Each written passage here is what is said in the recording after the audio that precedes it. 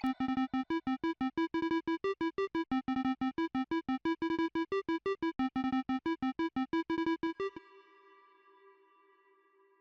and welcome to Items On, the podcast where you get to follow your favorite Melee players and personalities both on and off the sticks. I'm your host, Ethiopium, and today's special guest is the Minnesota legend, Ben. Ben, how you doing today, homie? Doing good. Thanks for having me. Of course, dude. Thanks for coming on. So, usually how we start these is we talk about what you were doing before you found Melee. What was the time, the year, and you let us know how you found your way into the Smash scene. Gotcha. Um, what was I doing before Melee? That's an interesting question because probably not a whole lot. I got into it when I was really young. There was like a batch of players that got into it sort of around the same time, funny enough. I think I was still in middle school, funny enough, which is crazy to say now that I'm 22 going on 23 here in a few months, but Mm-hmm. definitely super interesting. I want to say I started when I was in like seventh or eighth grade. It was in 2014. Um, Technically, I think I actually started even before that, in terms of my origins with the game. I know a lot of players, they played it when they were like really little kids, and I was one of them too. I would always play it with my older cousins. Funny enough, Preeminent was one of those cousins who also went on to become, a top player and super devoted to the game. Um, it was really cool getting into the game because I had such a good, strong friend group that was super motivated and passionate about the game. We all thought it was super cool. Um, Now, I actually had no intentions of playing the game competitively. That was something that was never on my mind. Um, we were just kids, just in grade school, just hanging out after school and just playing games and stuff. Um, but it was me that made that push, I guess, once I found out that there was like this whole other world, beyond playing with items and just playing casually. I sort of discovered, I don't remember, the memory phased me a little bit, but I'm not sure how I stumbled upon it, but I just remembered that there was another character that I used to play when I was little, Sheik, where I Mm-hmm. was like, what's that character again? And I was like, I was always kind of good with that one because I started as a young Link and just goofing around, Mm-hmm. just spamming up B. And some one thing led to another, and I somehow stumbled upon the competitive scene on YouTube, and things kind of took off from there. I was the one that's like, no, we're gonna play stock mode like the game should be. I just thought it was so cool that people play the game like competitively. I was always a competitive gamer at heart, I think, even Mm-hmm. when I was younger. Were you like growing up like playing a lot of video games, or was this like, because I know like some like households, they're like, all right, you can play like a couple Nintendo games, but you got to be outside. I know some of the players are like, well, we were gaming nonstop as a kid. Was it like that for you, or was it something else? Sort of, yes and no. So I would spend a lot of time over at my cousin's. My mom was a single mom, she had to go to work, so I would spend a lot of time um, throughout the years over at my aunts and uncles, where my cousins played. So I played a lot of games with them. But my aunt and uncle were, they were a little strict with like, can't play too much video games and you got to go outside and stuff. So it wasn't until we were a bit older where I was, old enough to just come home after school and our friend group really took off. It was, started in like middle school and then continued throughout high school. But eventually it hit a point where we had less restrictions on that. And honestly, for me, it was always gaming. That was always my passion and stuff that I wanted to do. But we spent a lot of time outside too, just being kids. It was Yeah. just nice to have that friend group to just be kids.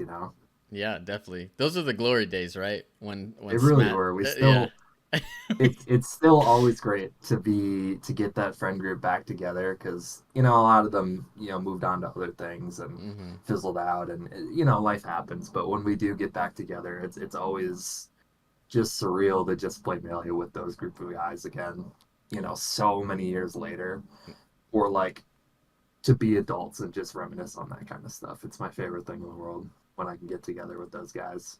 Yeah, it's truly a blessing for real. This game is a great medium to look through life at. Sometimes you can look back Yeah, through it the really years. is. Hmm. Uh, It's sort of a time capsule. for real. I had a question. You said that you're always a competitive gamer at heart. What makes you say that? Like, what like made you be the guy who was like, "Yo, we're playing stock mode. We're playing four stocks here." Like was that just always who you were intrinsically, or was there something like you watched on YouTube that inspired you, or?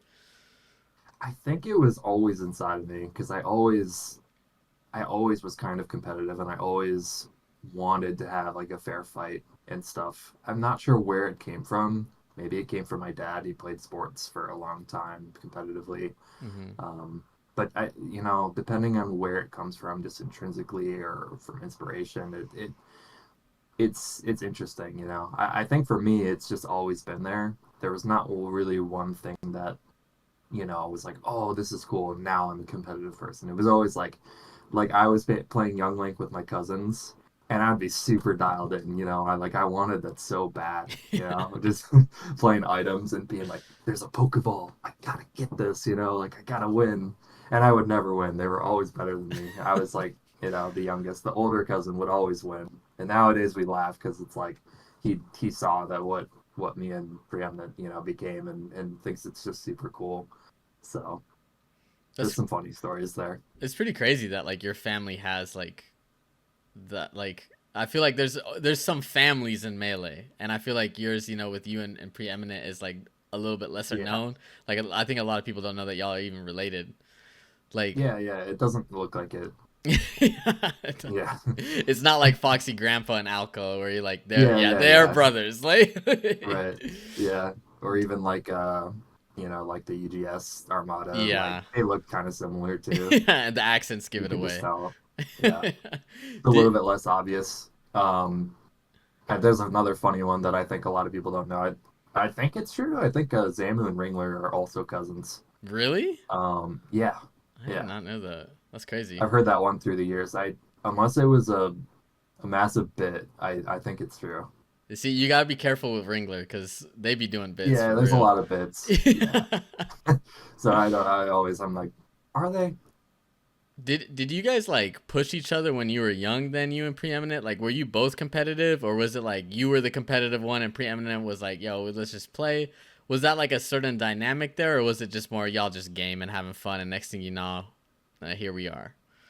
Kind of, I guess. It's interesting. I think I was always the one that kind of wanted to do more, to be more with it. Like even just some of my earliest memories of like from gaming. I see the thing is for me is that I was always like I was a very timid, very shy, very afraid to jump into stuff when I was little. So Mm, it wasn't gaming. I was watching a lot, and I would think that things were super cool. And it kind of started when I would watch. It's my other favorite game of all time, The Wind Waker, Legend of Zelda: The Wind Waker. mm-hmm. I'd always like watch my cousins play that, and we would be babysit and like just thought it was the coolest thing in the world.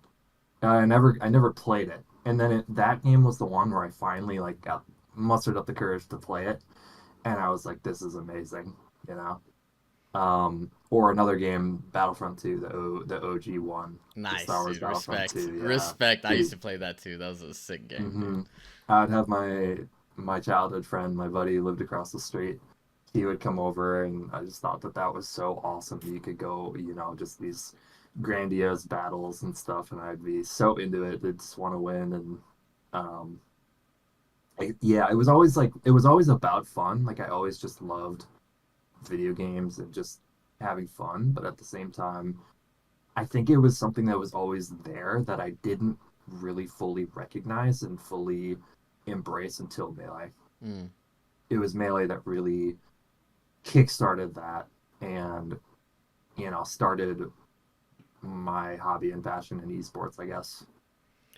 So you saying like as a younger like boy like you were a little bit scared or shy and you're like I don't know type deal.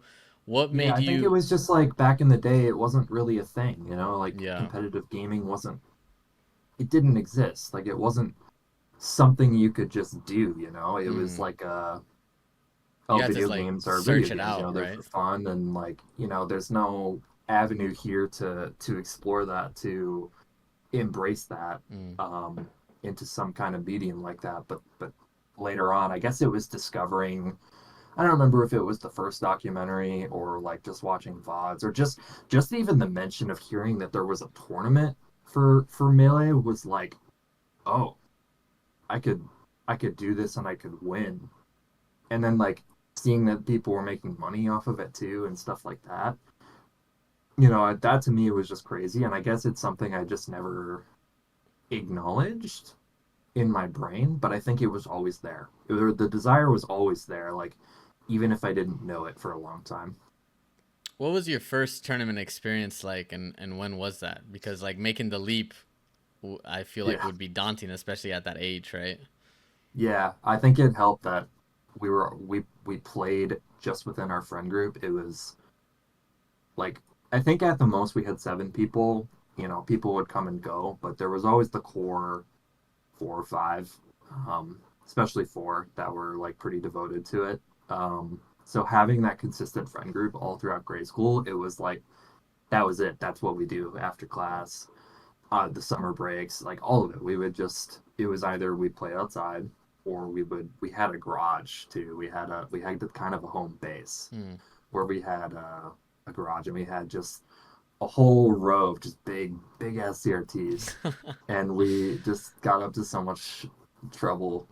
Um, but yeah, having that group really helped me embrace that, and we spent a long time just playing between us. So it really is the classic, like, oh, you were the best in your friend group, so you think you're gonna be the shit. Mm. Like, I was the best in my friend group for so long, like far and away for years and years and years. Now I guess it's somewhat debatable with me and Pyramid, but it was clear cut for me, so I really wanted to like play other people too. Um, but it really was that story of like I thought I was the shit, so I found this tournament. It was not even close to the closest tournament to me. It was in Forest Lake, Minnesota, and we were in Prescott, Wisconsin. So it was like an hour and a half drive at this local card store because that's all we knew about. It was the Facebook days. So that's all we saw. And we begged our parents, begged them to take us there because we couldn't drive, we were too young. And we all really wanted to do it, and it's just really funny that that's where we ended up first. And there's still some guys too that like come. I don't know how many of them are really still around in Melee, but the times I've bumped into them, they're like, "Yeah, it's so cool that you guys started at our tournament." Hmm. It was called Punch Out Games, I think, or something Punch Out.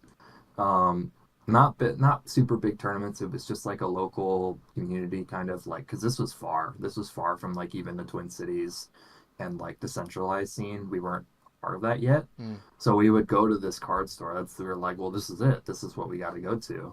And that's how we really got started. And we were all just super bad, just terrible. How Um, many years in the friend group were y'all playing before you went to that first tournament? that's where it gets a little murky because when people ask me how long been playing for, I'm like, I had to just set it at a date of the earliest tournament I could find at one of those, which was like August of 2015. But I want to say there was a good year and a half before we actually went to our first tournament because there was a few months where we were playing with items, and then we moved over to the competitive rules, and then there was a long period of time where we were like figuring out our characters, learning the game, like just on a really basic level, just starting to scratch the surface of being a competitive player. Hmm.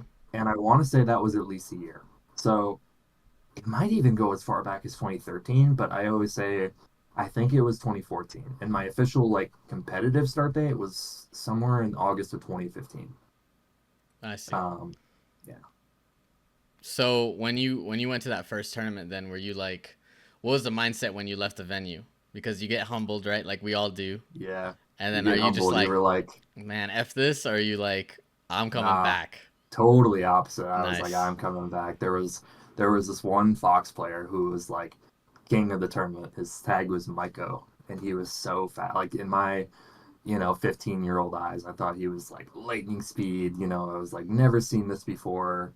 I don't even know if any of us played Fox in our like group yet or really knew like what, we kind of knew, but we kind of didn't. It was all a little hazy. Um, but yeah, he was just so fast. And I remember he would just wave shine up smash me and, up there and just all this stuff. And I'm like, oh my goodness, I can't do anything against this guy. But I thought that that was so cool. But there was another level, the people below where it was like, no, I could beat these people. I think at my first tournament I took a game. I still won 0-2, but I think I took like maybe a game or two, and I'm like, Hmm. well, that was super doable. I can do this. I can come back and I could beat these guys. And that was so motivating for me to see the levels because there's always the levels. I always say that there's always the levels, no matter who you are, no matter how many years you've been playing. There's always the levels of people you run into, and you're just gonna naturally hit those walls of people that are better than you or worse than you, and Melee's just that type of game. Hmm. Um, but no, I was the total opposite. I was like, this is the coolest thing in the world. I gotta get better. It was super motivating. I got a question for you then about the levels, right? Because I agree with you. I feel like Melee has so many levels. Even at the highest levels, there's still levels. You know what I mean? Yeah, Do you absolutely. do you feel like you still have that hunger even through all these years where if you hit that level you're like nah, I gotta get to that next one, I gotta break through, or has that waned as the game progressed and it gets harder and harder to break through to those next levels? I think it comes and it goes. In a way, I can answer yes to both of those things. Mm-hmm. Where on one end of the spectrum, I find it more difficult to stay motivated, not only just because the higher level I get, the harder it is to keep going and actually break through. And I've been kind of stuck. Like, admittedly, I've been stuck around this, like, top 100, top 50 level, but it's really difficult to solidly break through into that, like, top 20, top 10, like anything like that. So that has made me unmotivated, especially as I like enter, my adult life, been stuck with, finishing college and working full time, 40 hours now simultaneously. And I've been dealing with a lot of frustration there between like, man, if I can't even like play the game, how am I ever going to keep up with any of these players, let alone like, surpass them? Mm-hmm. So there's been a lot of frustration there. But at the same time, as I'm entering my adult life and I have a lot more freedom coming up, especially once school's done, this is pretty much my last semester of like, man, that's super cool that I'm gonna have all this time and freedom to travel and more time to play and less time I play all of it. I'm like, I can do this. I know I can do this. I've shown that I can do it at different points in my career. Never consistently, but I know I have what it takes to at least be better than I am now. And for a long time, my mentality was always like, people would ask me like, what's your goal? When are you going to retire? For me, it was always like, just when it stops being fun. If it stops being fun, then I'm not going to do it anymore. But for me, I realize, I guess, even just speaking about it now, it's changed a little bit where now I'm like, no, I really deeply feel that I need to prove this. I need to do this for myself. I feel a very intrinsic motivation and incapable of putting it down until I break through to that wall. It's more of a proving to myself as a person that I can push through those tough times. I can break that wall. I can do what it takes. And I think that Melee is a really good outlet for me to do that. And I feel very motivated within Melee, even if it is just a silly game. I love that. I love that. Let's talk about that a little bit. I think that's really interesting. um you said at first that it used to be like I'm gonna keep playing until I don't have fun, and then something changed. When do you think that changed? What changed in your mentality where you're like, you know what? No, I actually have to see this through. I have to prove it to myself that I can and that I am capable. I think it's a lot of integration with the community and stuff. The it's as much as I try to avoid getting caught up in like the community and the the high school dynamics of it and stuff. There's always those people lurking around who are like, always trying to keep you down, always telling you you can't do it, you know, pointing out your failures and stuff. And that's just natural. It's just competition, Everybody does it. I'm not I do it too, we all do it to a certain degree and it just happens. But it's something that's been one motivation is I feel like every throughout my life, like anytime somebody says I can't do something, that immediately flips a switch in my brain to want to try to do it. Mm. Um, and to feel like I have to do it too, like I have to prove to myself and to other people that, you were wrong. I can do this if I really set my mind to it. For me, like a lot of my recent journey and stuff has been proving that I can set the games aside. I can make responsible choices, and I've always been responsible, but I've always felt like I never pushed myself as hard as like some of my other peers Mm-hmm. through school or through life or whatever. I always took not the easy road out, but not the hard path either. Mm-hmm. And I wanted to prove that I could do it all. I could succeed in college. I could work a job, pay off all my debt. That's been my main mission now for over a year, pretty much. Mm-hmm. I did my internship at my job, and I just kept going and going, and I've been doing good there. I feel like I really hit a lot of my goals, and I'm getting really close to paying off all my debt at a really early age. Congrats, it's sick. So yeah, I'm proud of that. It's been quite a journey. It's not been an easy one. I did my internship there. We're in, I've got this semester and then half a semester left next fall, but this is like the main push right now. This is the grueling one. And, we still got like 2 more months. But as I get closer to finishing and wrapping up a lot of those goals and really proving to myself that I can do it all and I can succeed and push myself to the absolute limits of like energy wise, time wise, and just like managed to come through it better on the other side in all of these other regards, like financially, career, education, all of this stuff. Now I'm kind of like switching to the other end of the spectrum where I'm like, well, what do I really want? What do I really want to do? Mm-hmm. And throughout the years, I've been like, I don't know, maybe Melee's not it. There's so much, whole life out there. Let's explore. But I know I still like want to do this. I know I haven't done everything I want to do. Even if there's nothing specific, like for some people, it's like, I want to be the best player in the world. It's like, okay, cool. A lot of people do, Mm-hmm. only one guy can.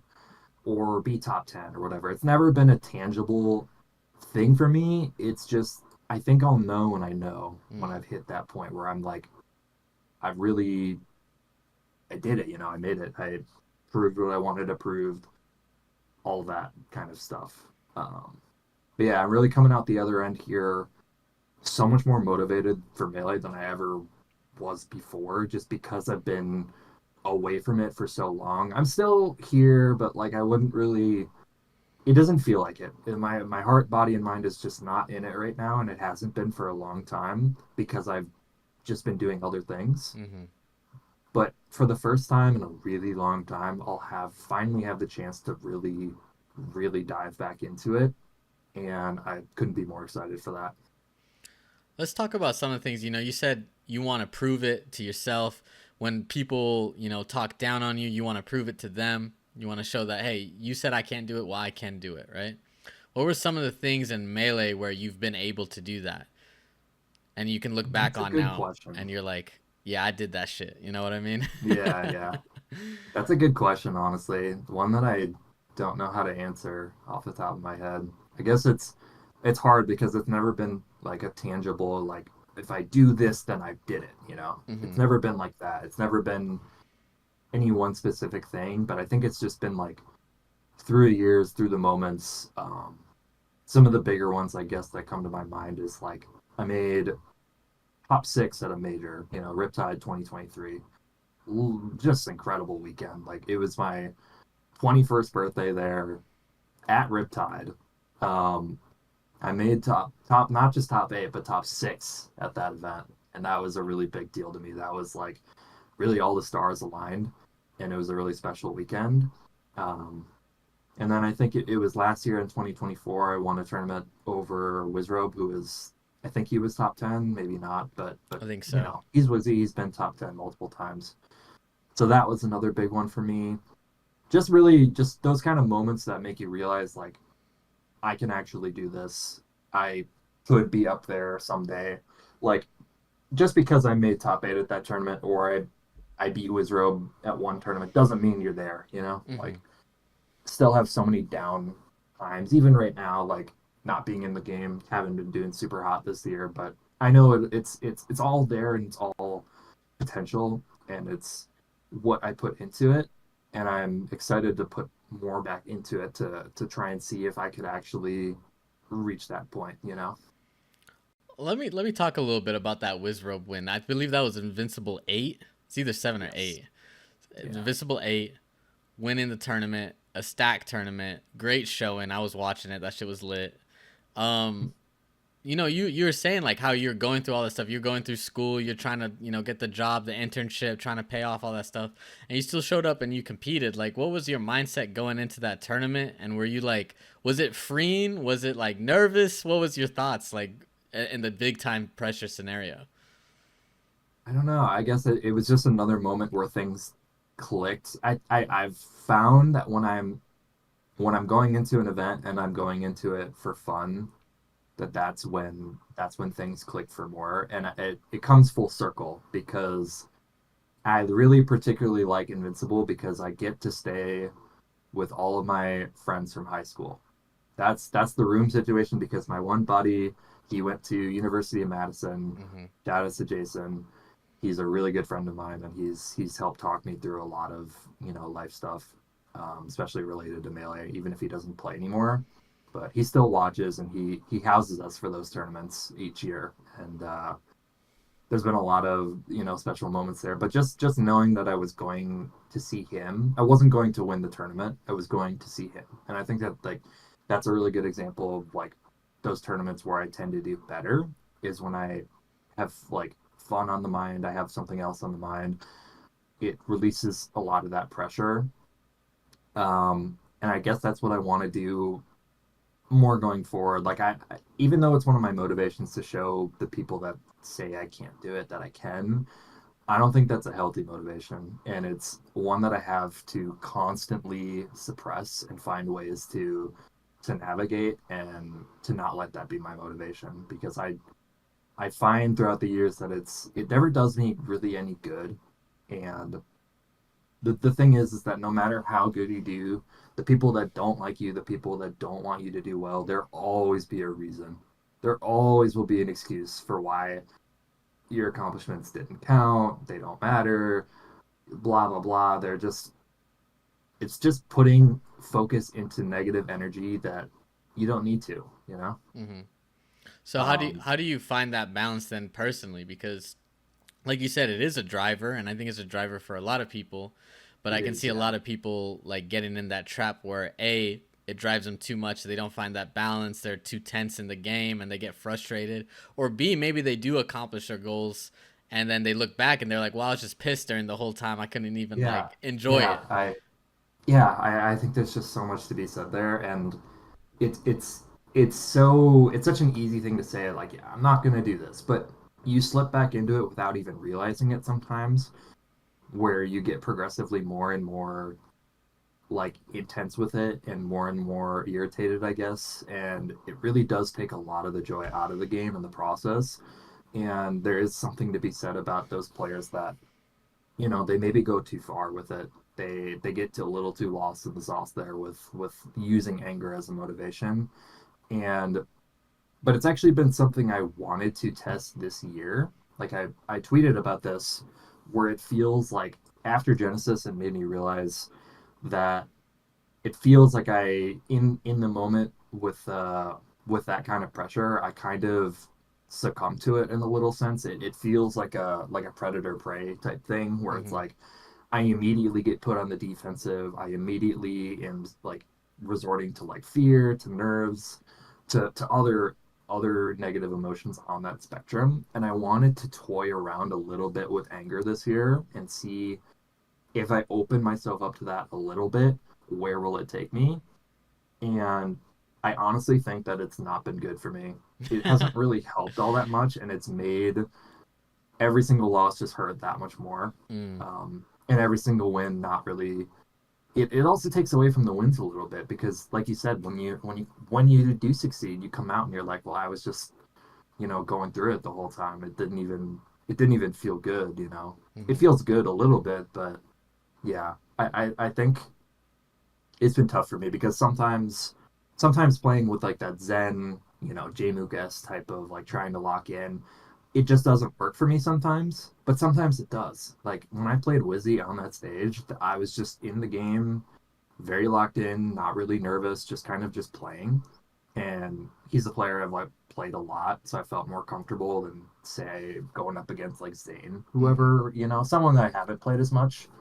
Um, Izzy's been gracious enough to hit me up for games, and we've played a lot. So I think that there's a level of comfort there to where I didn't feel the need to have to feel any type of strong negative emotion. It was just kind of empty, I guess, and just focus, just being in the game and not really. It's sort of out of body in a sense, and it's that flow state that's really hard to just call upon and just do.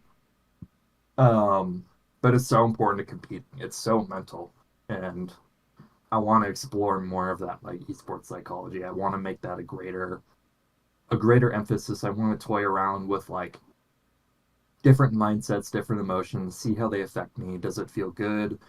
Is it useful? Is it productive? Things like that. And I think 2025 is a good year to do that because it's just been such an awkward like time period for me in life. Um, yeah, especially with being in the midst of like coming out the other end of school and like trying to adjust to full-time work and also balancing mailing and travel and I'm being a varsity esports player. I didn't mention that, but being on a varsity esports team for my college too.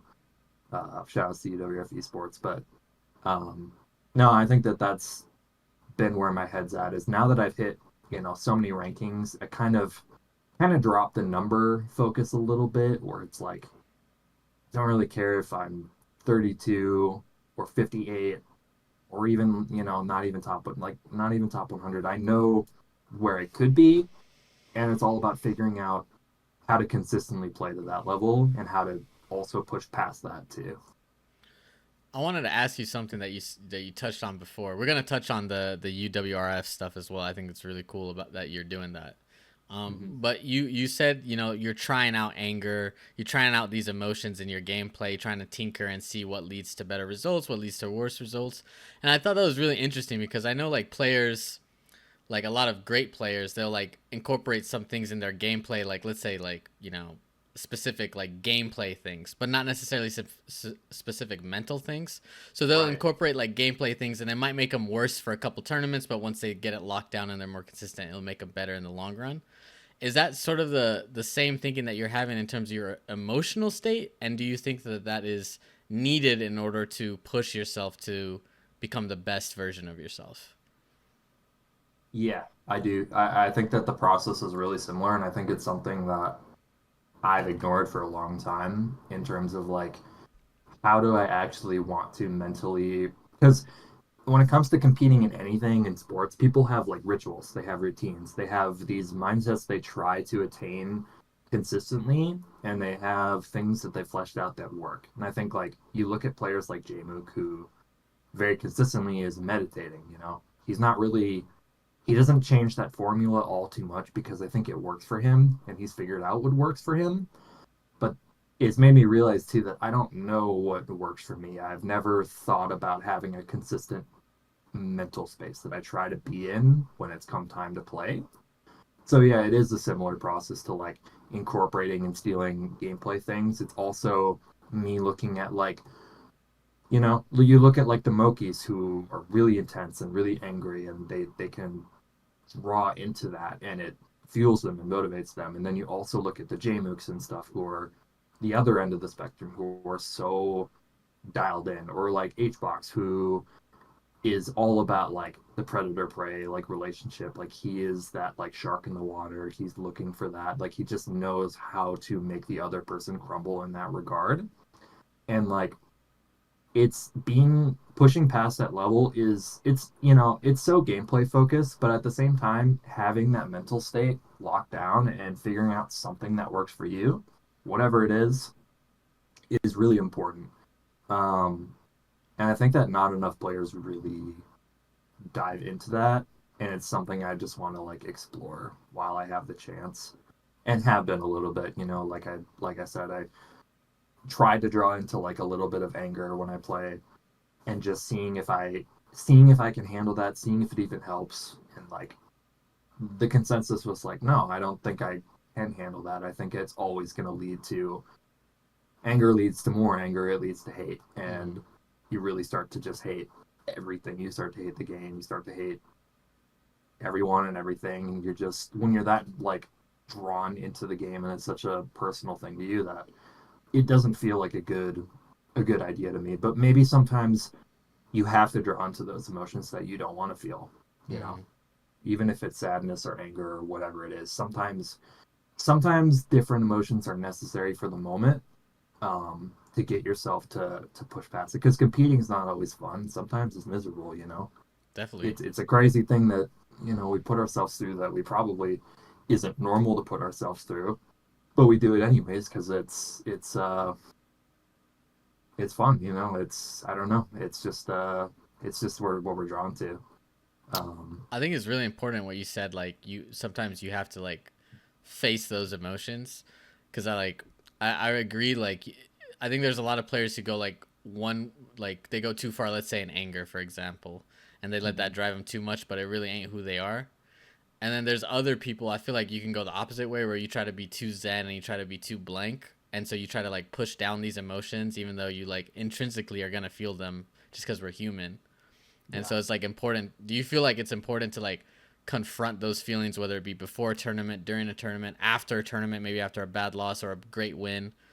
Do you feel like you have to yeah take some time and accept those feelings? you do. I think everybody does, and something I've been gotten better with, and try to get better with, is not impulsively doing the thing that comes to my mind first on those emotions. Like a lot of people, and I get it, I was such a bad example of this throughout the years, of like salt posting like online, or like tweeting how you feel after a tournament like online. Like I've really kind of deleted all of that out of my life, and it's helped so much, like getting away from social media in that regard, separating who I am when I'm competing and who I am outside of that, has been great. Sometimes you need a vent, and that's okay. You know, it happens. Mm-hmm. But yeah, confronting those emotions and trying to mentally take something away from it, I think is such a good idea. Like after Genesis was a tough one for me, because my physical health wasn't really there. I wasn't mentally in it. There was just a lot of problems outside of the game that took away from my experience and being able to give it my all. And then on top of that, I ran into a matchup I don't know. I played Rocket, the Young League player, Mm-hmm. and it was just a rough tournament. Um, but it could have been so easy for me to just be like, "Oh, it's stupid. I lost to Young League. I don't know that matchup, so we just go next." Like I think a lot of players would just say, "Just go next." You don't know the matchup. But for me, it was like, okay, let's look at everything that happened this tournament, not just that one loss. Let's look at like everything leading up to it. I had a really bad like callus on my thumb that I had been like itching at, and like it hurt to play, so I just didn't really prepare at all on that Friday leading up to Saturday. I was in a lot of pain. I couldn't practice. Um, just not taking good care of like my physical health, like eating really poorly. Like I think it was like 30 minutes, like maybe an hour before I had to play top 64 or whatever it was. Before I played Rocket, I couldn't keep food down. Like it was just really bad, and I had a very bad feeling about that tournament. And I'm like, yeah, I don't know how I'm gonna really push through this one. And I gave it everything I had, and even if what I had wasn't very much that day, um, so I wasn't like too devastated, because I've gotten better at that, where like recognizing that I just am not at peak performance. I'm not at my prime state. Like not being able to prepare leading up to events because of school and work, or being in poor physical shape, not feeling well. being in pain, whatever, like physical, mental, any of that stuff. Like, I've learned to not take every loss just as hard as the other, even if the pain is the same. Like, it's always the same no matter the conditions. So I have to mentally tell myself over and over again that, like, it's okay, there's all this stuff. Like, you are not in your best state, and that's okay. Like, there will be more tournaments, there will be more chances where this won't be the case. But what can I do to make sure that this doesn't happen or it happens as less as possible in the future? And I think having those takeaways was what made me realize some of those things. Like, I played my loser set in top 64, and the whole time it was a player I had felt really comfortable against leading up to the event. We'd had a lot of encounters online, and I felt good about it. I felt like I things clicked over time, and then suddenly when I played them, all of it went out the window. Like, I just immediately got nervous, immediately got scared, fell back into old habits, and I'm like, why did any of that happen? Like, I was so ready leading up to that, and then the moment I sat down in that chair, all of it just disappeared.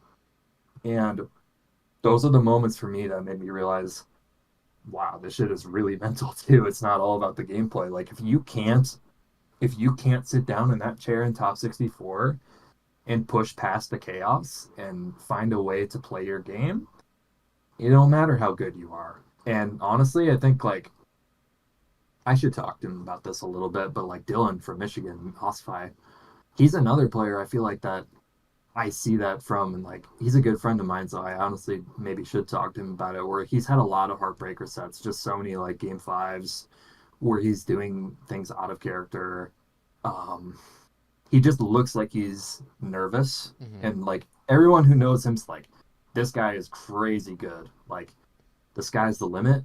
But then when it comes time for tournament, he just seems not as good. But he's had those moments, he's similar, like Full Bloom last year. Like, he's had these great events, just outstanding performances. But he seems like another player who's held back in his mind a little bit. And I think that anything I could do in the game is not going to be as substantial as pushing past those mental blocks.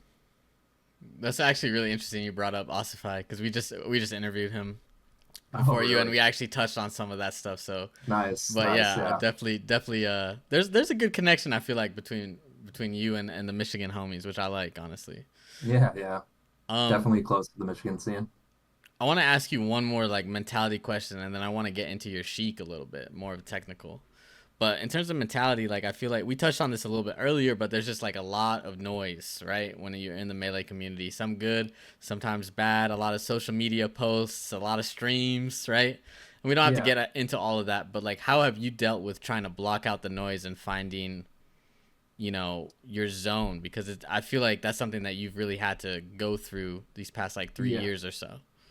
yeah. It's something I never wanted to go through, but it's no matter how hard you try and avoid it, the more you be integrated into the scene, you're just gonna fuck up. You're just gonna make mistakes. Like, you're gonna make enemies. You're gonna make friends. There's always that social dynamics. It's a heated environment. As much as we love it, the reality of it is that it's a heated environment. There's always a winner. There's always a loser, and everybody feels so passionately about this one thing that there can be a lot of negative emotion in the air.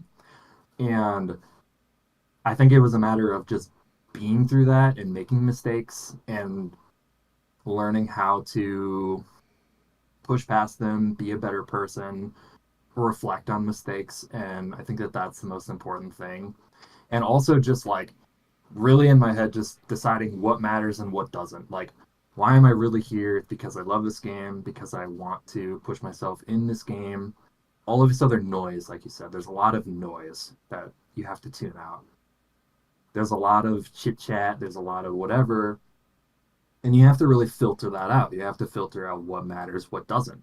Do I really care about this stuff? Do I care about people that aren't in my life, that I don't interact with on a daily basis? Do I really care about what they say? And the answer I told myself was no.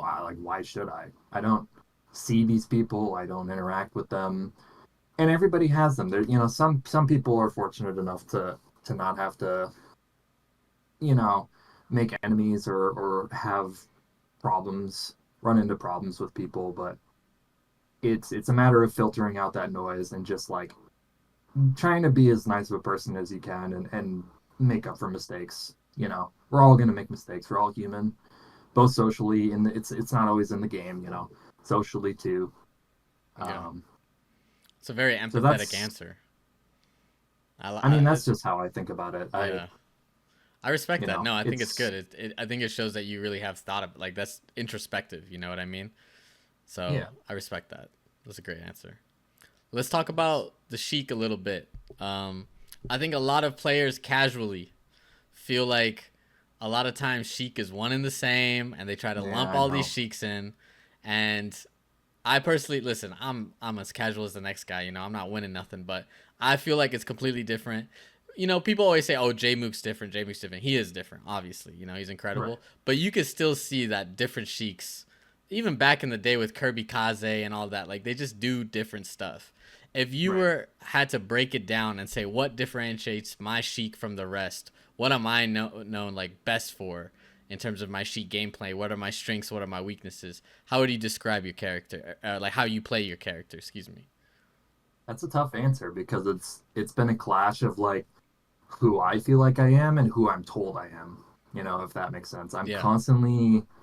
constantly told that I'm the lame Sheik, that but there's a lot of negative noise that a lot of Sheik players get. You look at incredible players like Spark, who's also dealt with the same thing, who is now like starting to push past that. Uh, and it's tough to deal with sometimes. I think a lot of people just don't understand the character, like in the lower levels. Um, and it's been tough. I don't really know. That's something I have to think about more, is like who do I want to be as a Sheik player, because it's always been incorporating a lot of elements from other people. That's been a lot of my strategy to get better, and I've realized that like as I get better and I want to push past that envelope and I want to break down those walls, I'm gonna have to really make my own identity here, and there is it's something that I don't put into words very well, or I can't articulate quite as well as other stuff, but I like my Sheik, you know. I'm just doing the best I can, and I think that I've always been, platform focused with like taking a lot of inspiration from Plup. He was my like original inspiration. And then throughout the years it's changed where it's like, okay, then you have the JMix that come around, and I just see like the slower, methodical, like reaction play style, and I'm like, that looks really cool. And then you look at a Sheik like Crudo, who's now starting to break through really into that next super high level, and I'm starting to look at like, okay, what's the main theme, or what's the biggest thing that he does super well, and it's like very jump heavy, Mm, very like game plan, like just rock solid game plan. Um, Even if like he's not doing any of the stuff that Jamuk's doing, he's really showing that like that base play style that people hate on so much. When it's really fleshed out and it's really clean, people actually find they're like, oh, this is cool. And a lot of it is so like social dynamics too, where it's like once they get to know somebody better, they're like, oh, I actually really like this guy now. It's people don't really realize what they like and what they don't like. I think when people get to see Spark's personality more, like he's a funny guy. He has a lot of like he's very charismatic and goofy. And then they see that in his Sheik, they're like, you know what, I actually do really like Spark. He's cool. I think people just need to give some of those players more of a chance to get to know them a little bit better before they hate on it so much. mm-hmm. And I think Sheik suffers a little bit too with like when she's played sloppy, it looks really scrubby. It looks really dumb. It's like I promise it's not what I'm trying to do, and I know it looks bad, but when it's played really clean, you're like, oh shit, this guy's cracked. Yeah. And it's like unfortunately Sheik is just one of those characters. I think Puff's another one of those characters too, where like really good clean Puff is like, oh damn, okay, he is good. And really, sloppy Puff player is like, oh my god, what is this guy doing? He's so dumb. You Mm-hmm. know, People have a lot of those reactions because it's like characters that aren't as technical as the Spaceys or whatever, or they're not you don't have like Falcon's Knee and electricity and stuff like that to make up for, the mistakes and stuff. Chica's a very like I think the problem too is like you play her one way and you play her to succeed in one way, and she doesn't have as much ways to like clean up the accidents. And I think that's part of what makes Jmook so appealing and so like flashy is that he's genuinely one of the greatest players of all time at like making a mistake and then fixing it immediately, like making a decision that fixes it completely on his next choice. Like it always looks intentional, it always looks good. And I think that that's something a lot of Sheik players could do better to change the narrative a little bit more. But honestly, none of it really bothers me too. Like regardless of what people think of my play, I'm like I'm confident in my skill. I'm confident I'm playing a game plan that's you know good and strong, and I know what I'm working towards. And even if the mistakes look dumb, I don't let it bother me when people hate on it or whatever because I know it's just been that's just been melee for since the beginning and since the earliest days. People just give Sheik players a hard time, so I don't really take it personally or anything. I'm just focused on me. I'm focused on my game. I think Crudo's a funny guy too, with like how he responds to that. Like anyone who tries to give him shit, he's always like, nah, you're shit or whatever. Like Yeah. he's a funny guy. Like you just clap back a little bit. I mean, hey, if you're good like him too, you can back it up. I mean, both of y'all can back Hmm. it up, so that Yeah, matters. it's like let's see what you have. Yeah. Let's see you try and play Sheik. Let's see you do all this shit.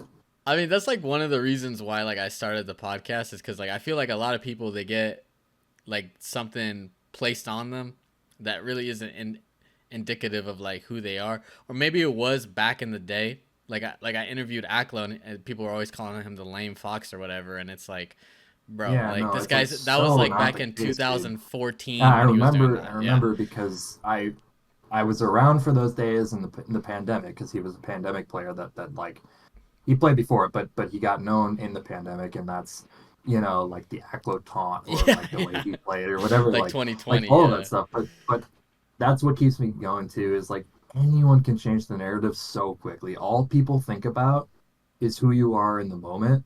They don't think about who you were 3 years ago. Hmm. Nobody thinks about that. See, You that's look at interesting Spark.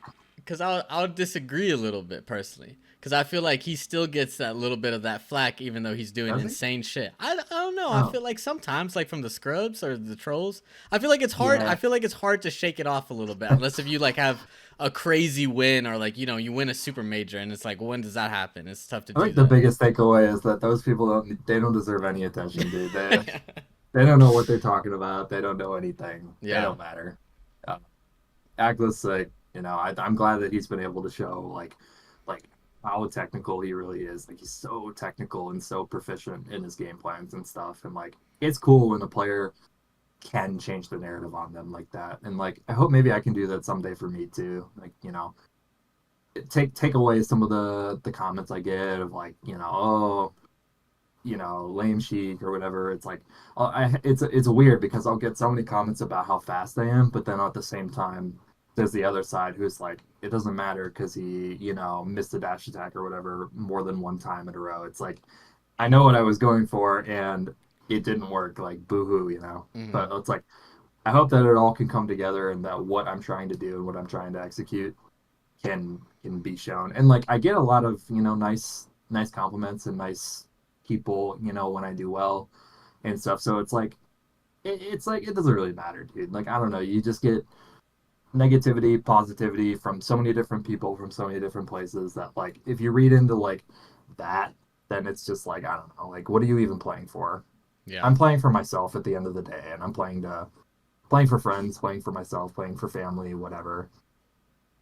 If my entire motivation was based on what redditors and people who don't play the game and don't understand the game, then like it wouldn't be very fun.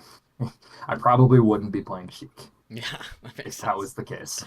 Well, I want to talk a little bit of another character that you break out from time to time, and that's the Luigi. What Nice. started? What was going through your head? Give us the breakdown of that character. When are you trying to use it more in 2025? Is it going to be a secret counter pick for? Because I know you counter pick in some matchups that makes sense again. With the Sheik, Yeah, right? yeah. Yeah. I get asked that all the time, surprisingly. That it comes up so much. Um It's it just out of left started field. I feel like you're like Sheik. yeah, Oh dude, it shit, really it's was. Luigi now. Like, Yeah, that's part of why I love it and I can't let it go is because it is just funny. But I do actually really genuinely believe in it. Obviously, I play it for the Ice Climbers, exclusively for the Ice Climbers matchup, because he does do really well into that character. And, I've had people tell me, like, oh, it's a gimmick, he doesn't. And I'm like, no, he really does. It really is a legit strategy um, that I didn't know about for a long time. I was always like, you know, I played, I always played a different character for that matchup. I never really wanted to deal with Sheik because it's like it was the one character, especially during the wobble days. Like I've served my that's happened too, where it's been like, people are like, oh, you're just lazy and whatever, and it's like, no, I served my time in the wobble days. Like it Yeah. was absolutely miserable to play that matchup during those days with so many characters, especially Sheik. When any tiny little thing, you just literally die and I wasn't about it. I'm like, let me play a character that's more fair in my eyes that I can have a real battle with to make them work harder. I don't want to play this matchup where the other guy just doesn't really have to do as much as me. Like, I don't see myself like the fact that I have to play like at least a 9 out of 10 to win that every single time. I'm like, nah. Like, at least against a Fox, they might mess up their tech skill. They might SD. You might get a random good tech chase. Like you can get zero to death on Fox. You can't really get a zero to death on Ice Climbers against with Sheik. It's Yeah. it's it's grueling. So I was like, nope, not about it. So I started on Marth. Marth was my dual main character for a really long time, back in the early days. I would say like 2015 through 2018, maybe those first couple years. Uh, I played Marth, and I played Marth for a lot of just really random matchups. I played him for like Teach, just whatever matchup I just didn't like. I'm like, you know what, I kind of like Marth more for this. And then it's fizzled out through the years. Ices was the last one. That was the nail in the coffin for my Marth, where I was like, okay, I'll play him for Ices, and I'll really put a lot of time into this. And then I remember it just wasn't going well. I was trying to put the circle in the square hole for Yeah. me, Yeah. I feel that. essentially, where I was like, I'm gonna make this work, and then it wasn't me. Like it wasn't working. It wasn't how I wanted to play the matchup. I didn't enjoy the matchup. I didn't like anything about it. But I was like, Mars good. I gotta make this work. This is what I've done for years, and it was really tough for me to like actually make that decision. This came like right after like Slug had just beaten Zane too. Hmm. I'd been running into Slug online and stuff throughout those couple years, but I'm like, all right, if he's It's beaten over. Zane, then it's over, dude. I'm not my goofy ass Marth is not gonna win this. So I was like, okay, I need something really easier. I need something that's like really dumb to Mm, to, to fight the Ice Climbers, or I'm just gonna play Sheik. And I yeah. was like, okay, what are my choices? We've got Peach, a character I don't like. Yeah, I've got all these characters that are great against Ices that I just didn't like. It just wasn't the fit for me. Mm, And then it was actually people say it was like this person who told me to play it or whatever. Or he taught me Luigi. It was actually Curve who had already swapped off Luigi, but he's like, nah, just play Luigi. It's broken. It's mm. brain dead. He was like, you'll never have to do anything ever again. Just down here and fade back. And I was like, what are you talking about, man? Like I think everybody knows the way Curve like talks on Twitter, where it's very black and white. It's very like, very extreme one way or the other. And it was like, is he serious? Like what? Like why does he play Luigi for this matchup? I think a lot of people say that too, or about me, where it's like Luigi, like why? Hmm. A lot of people don't really understand why.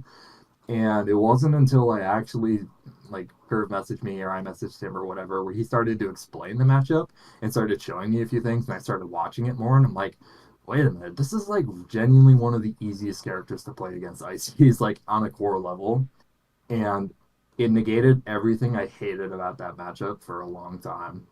Um, Obviously, have gotten better at it, but like they don't really get anything for free. Everything Luigi has just pushed them back, so I would never get shield grabbed. It was like if I do X, Y, Z, you will never get grabbed in these dumb spots that you would get grabbed with as Sheik, as Marth against crouch canceling, all of that stuff. Hmm.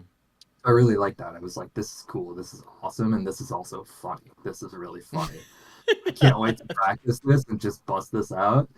And it was so funny too because I busted it out the first time against Slug, and I was like very close. I still lost. It was like a very close 3-1, I think. Hmm. And I was like, wow, I've been playing this for like less than a week or something. Like I've thought about this so little, and I'm doing way better than any character I've ever used ever has. Mm-hmm. This has to be the answer. Yeah. And then I really pushed it more. I put so much time into it for like a week or two straight. With some of the other notable ICs, I practiced a lot with Dark Genix. He's helped me a ton throughout the years. He's kind of my consistent practice partner for that. Great Mm-hmm. guy. Lunar Dusk, when he was still active, he helped me learn that matchup a lot. And then I came back and I just beat Slug. It was online, so it wasn't like a super notable set, but I did. I just beat Slug. It was a game 5 set, and I just won. And I'm like, that is incredible that I just picked up this random ass character and just won. Yeah. And then it happened again, and then I just kept winning. I was just kept winning with that character, and I'm like, this suddenly turned around my absolute hardest, least favorite character in the game, the one character that really took away my fun and enjoyment from the game, and made it genuinely my favorite matchup to play. Mm-hmm. Just super fun. And I was like, I guess that's what taught me that it's okay to make a change and it's okay to admit defeat sometimes. Yeah. Sometimes it's okay to admit defeat. I joke about my Marth where it's like, it's not that bad. It did bring Slug to game 5 one time. It wasn't terrible, but I could recognize that I wasn't on the trajectory to really do anything with that. And it was okay to make a change, and it worked out super well in the end. And I still use them to this day, still beating ICs and stuff. So That's you can talk sick. to any one of them. They don't like playing my Luigi. I got two things. First, shout out Curve, Vegas Matt now, which is such a funny Yeah, tag. I feel yeah, like yeah, Vegas yeah. Matt. But It I changes a played him lot. at Big House, bro. That Luigi is for real. That Luigi It is is, dude. for Yeah, real. So I don't yeah, like when you said you got the Curve info. I was like, oh yeah, that makes yeah. sense. That makes They sense. actually gave me the rundown, and I remember people. I talk about my success in the matchup. What I don't talk about is my failures in that matchup too. It has not been an easy road. Like Luigi Ices might be an easy matchup on paper, but as they've gotten better, it's been really tough. Like I've had some periods where, like, even just recently, I'm like, I don't know if Luigi's like the answer anymore. Like this feels really hard. I don't know, like, if this character is just too limited. Do I need another one? Hmm. Is it time to let it go? Is there more I can get better at? And like some people, like her, for example, in the past has helped me push through that. Um, but I've really had to write the book. Having to write the book on a matchup and be the sole person pushing a matchup is so different because it's like at a certain point you run out of VODs and you run out of inspiration to look to.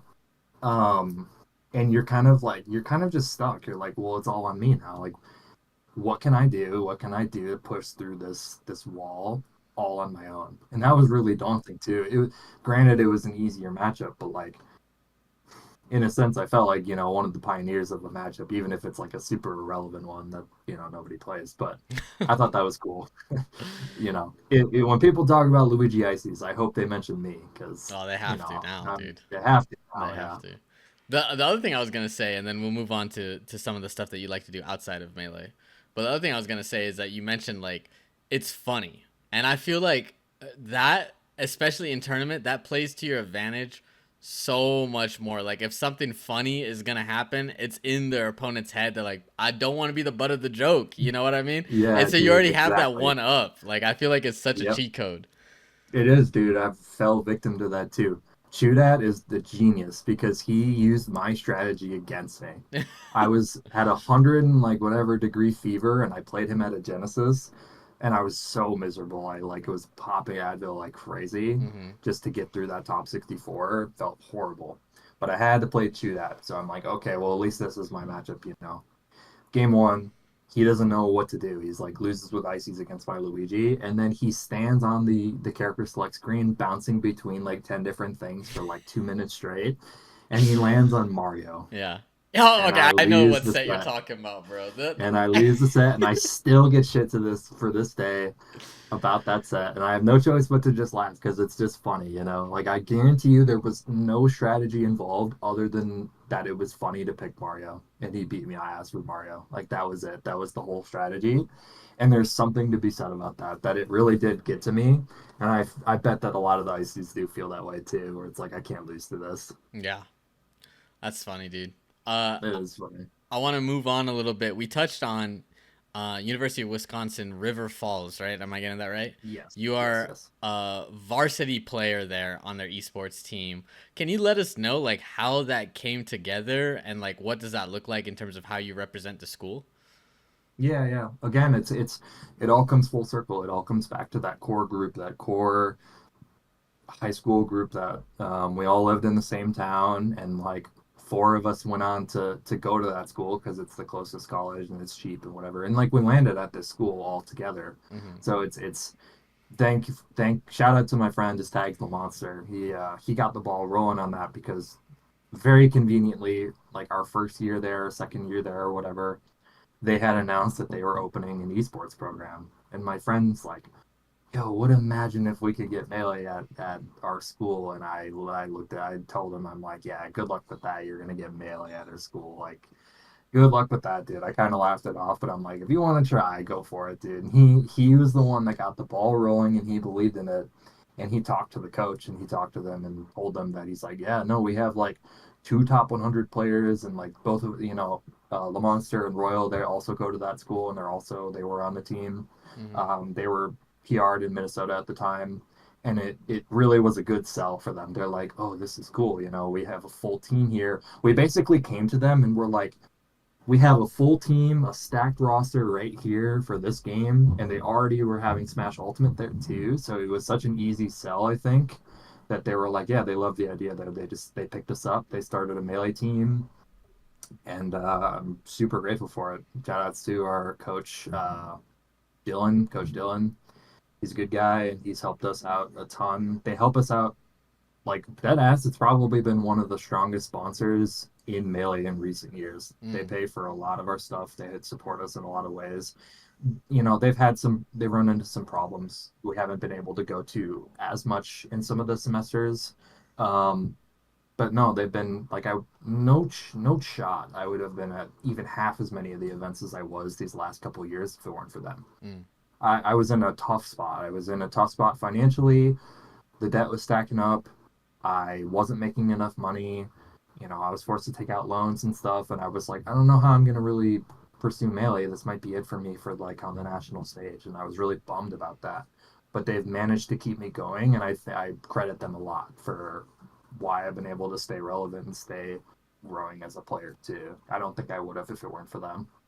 I feel like I'm such a big believer in like using the collegiate system and collegiate uh like just opportunities in general for melee. Like I helped with the Smash Melee Club in Montana, like setting that up and just seeing like how much funding we got through it. Like we were able to send people to tournaments across, Montana and Mm-hmm. everything. And then now we're here at Michigan doing my PhD, and it's like I'm helping with the club there, and I see all the opportunities and stuff that we can get there in terms of doing tournaments. I mean, the body tournament, shout out Katie, she set all that through up, and that Yeah, was a lot of that was through Eastern Michigan University and through University of Michigan. So it's like I love to hear you being able to like tap into that, and I hope that other players get to tap into their respective colleges as well. Hopefully they're just as I agree. supportive.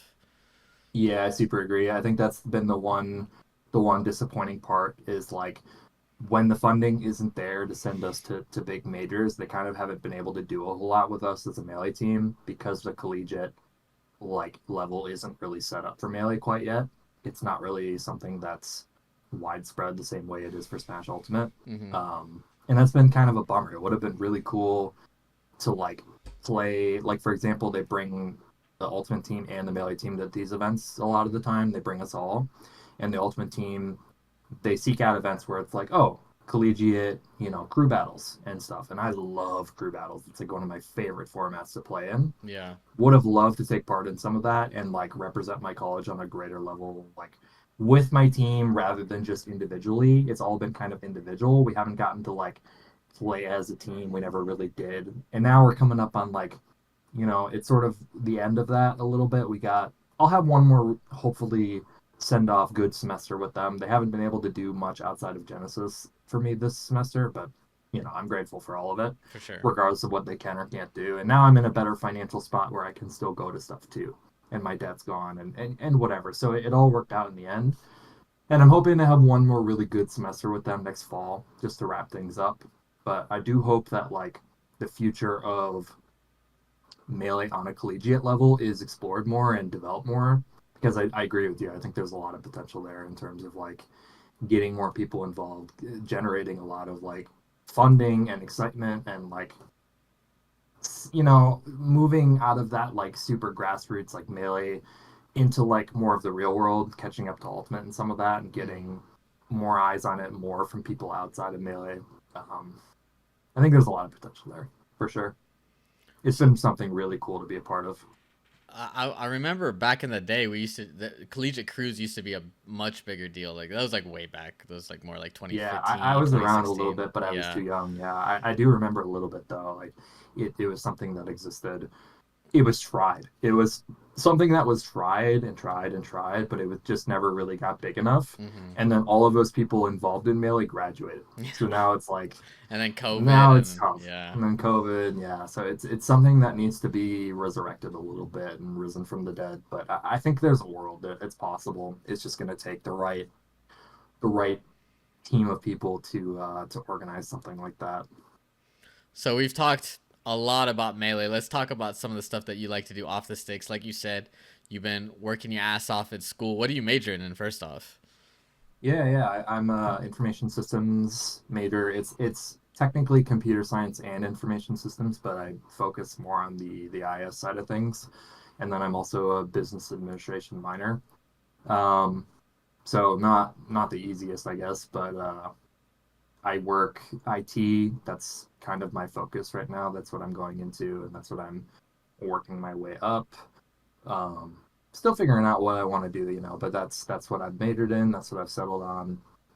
And yeah, I've been working just super hard and just really hard in terms of school and work. Um, and I'm proud of myself for doing that. But it'd be nice to get back to some of the stuff outside of that. It's uh it's really hard to find time. Especially it feels like there's only room for three things, like two or three things. It's like work, school, and then what's the third thing? And it's Mm-hmm. always going to be Melee for me.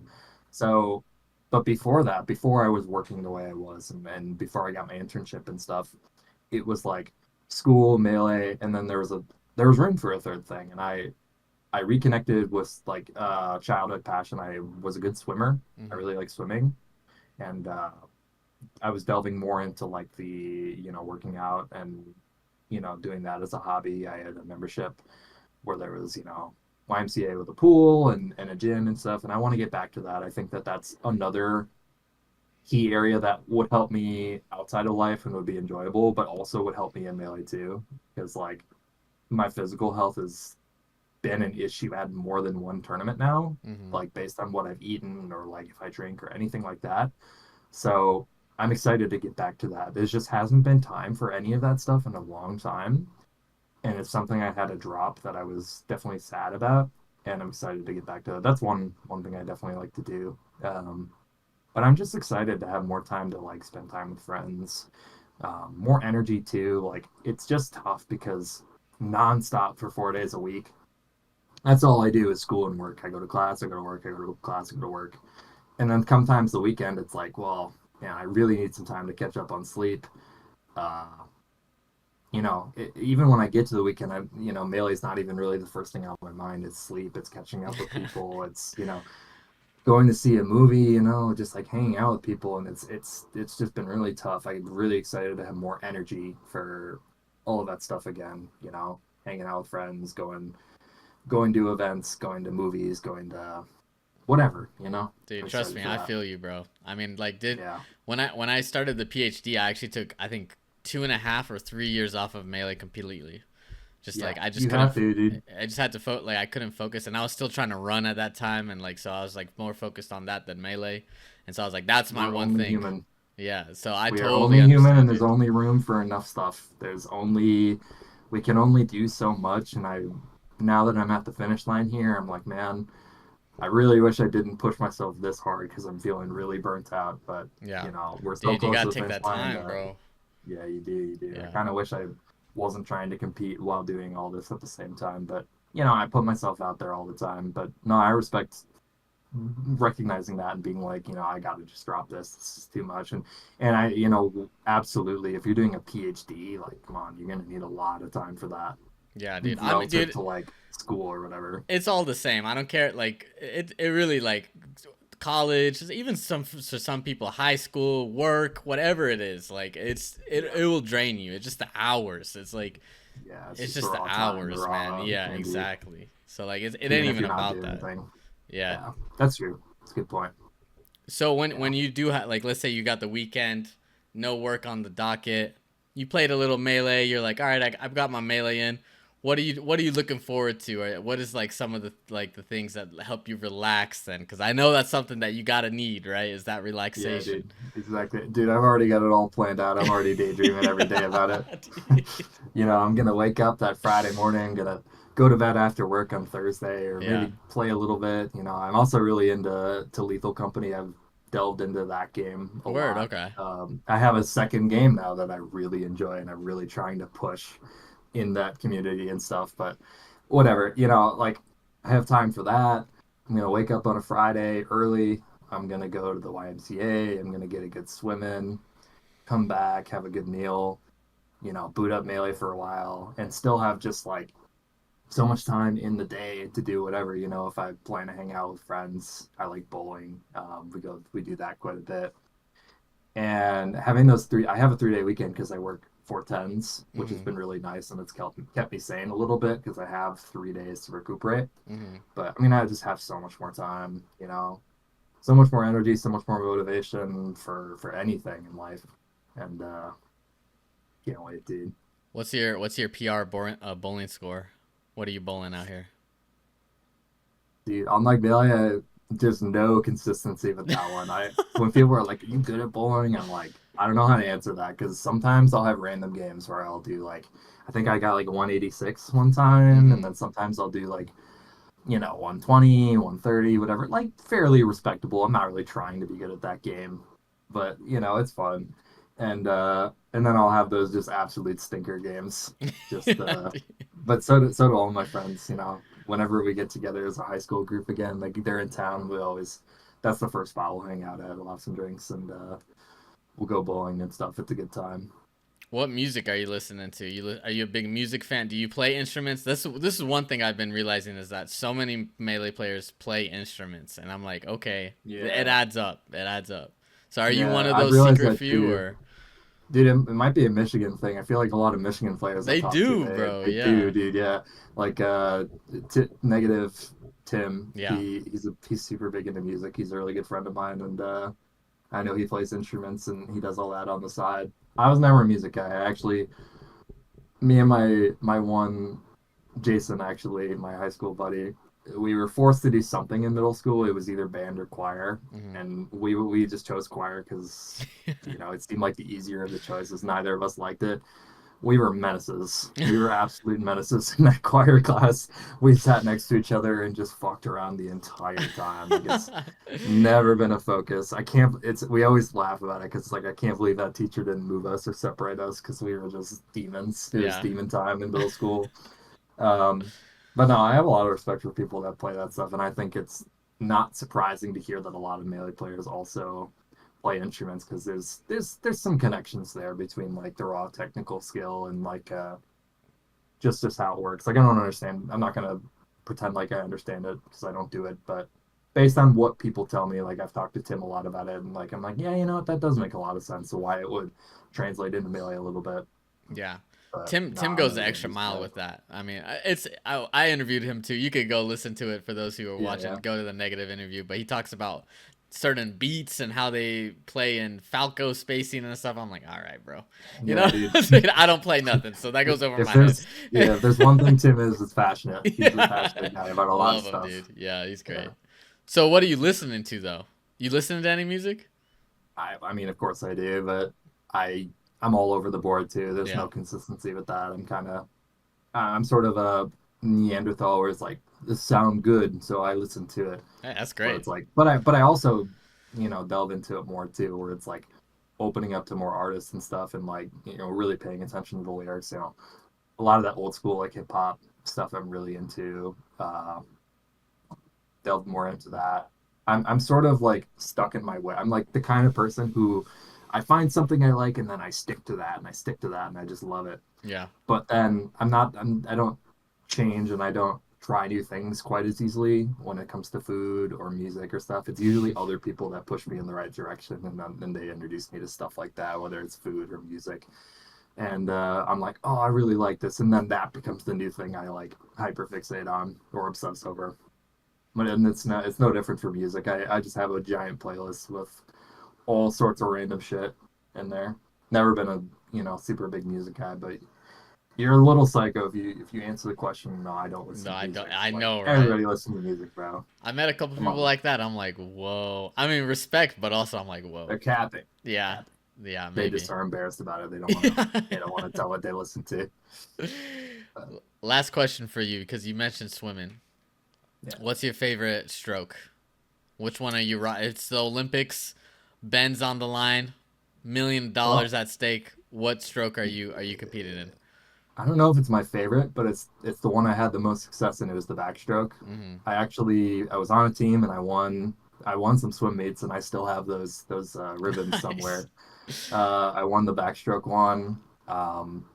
But I think the one that's the most popular, most common, but also people think it's simple, but it's really not. It's like the freestyle, like the really basic one. Mm-hmm. There's so much that goes into that one, dude. Like I started swimming again, super out of shape, and I get winded just like 2 laps. I get super winded, and I'm like, oh my goodness, this is brutal. Swimming is hard, It's and I so think I hard, like dude. it. I like it because it's hard. Yeah. Uh, but I have so much range of motion there. There's so much stuff that like goes into that I think people don't realize, or it's like, yeah, you're just like moving in the water, but like your whole body is like the water is like moving against your body. You're moving your body through the water. You're not like swimming. You're like moving against the forces of nature.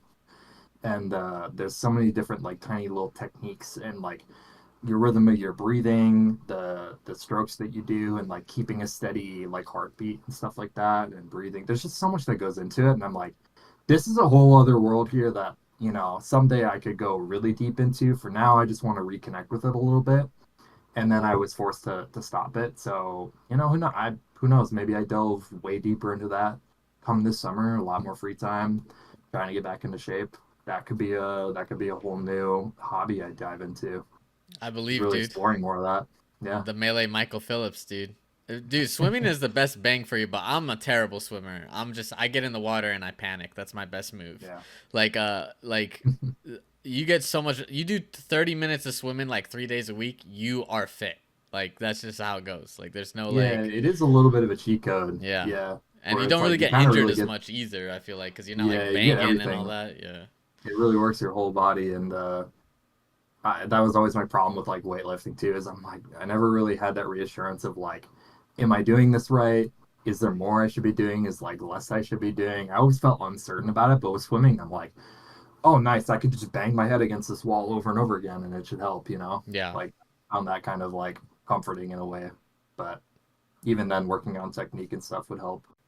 But who definitely. knows? I mean, like YMCA was like when I first enrolled, they were giving out like free personal trainer like meetings and shit like that, and it's like, man, if I really want to like not half-ass this, maybe I should get like a personal trainer. Maybe I should learn all this stuff fully and like really commit to something. I'm the kind of guy that just doesn't want to half-ass something, and that's why I've been so miserable is because I feel like my time is split Mm, between this, and this, and I can't give my full effort into any one of those things.